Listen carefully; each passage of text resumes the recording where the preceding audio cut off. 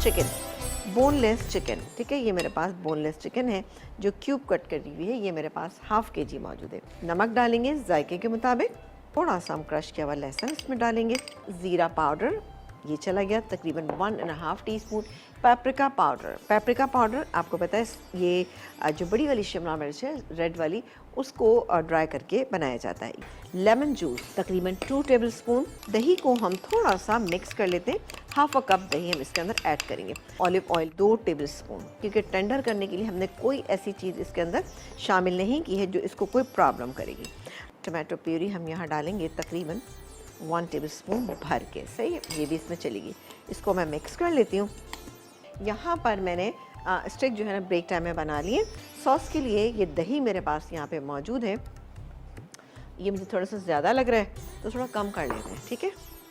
ये हमें चाहिए 3/4 कप, तो तकरीबन ये मेरे पास 5 टेबलस्पून होंगे तो ये 3/4 कप हो जाएगा। ये हो गया 3/4 कप, सही है जी।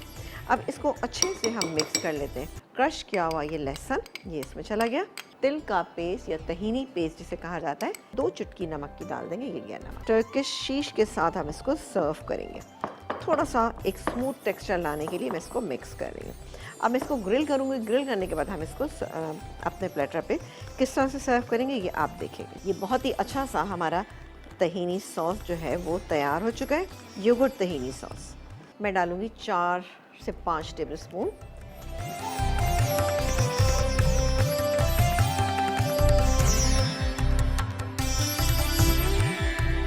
ये फ्राई होंगे। देखिए बैंगन एक ऐसी चीज़ है कि जो फ्राई होते में ही गल जाती है। इसको आपको मज़ीद कुछ भी गलाने की कुछ करने की आपको ज़रूरत नहीं पड़ेगी। ये बहुत अच्छा सॉफ्ट हो चुका है। इसको मैं निकाल लेती हूँ और उसके बाद हम अपनी चिकन ग्रिल करेंगे। मैं ये निकाल रही हूँ। निकालने के बाद मैं काम ये करूँगी कि इसको मैं ग्रिल करना शुरू करूँ। अब आपके सामने बैंगन हमने यहाँ फ्राई कर लिए। इसके अलावा यहाँ पर चिकन जो है वो ग्रिल हो रही है। ऑलमोस्ट ये हो गई है और दरमियानी आंच पे मैंने इसको कुक किया है।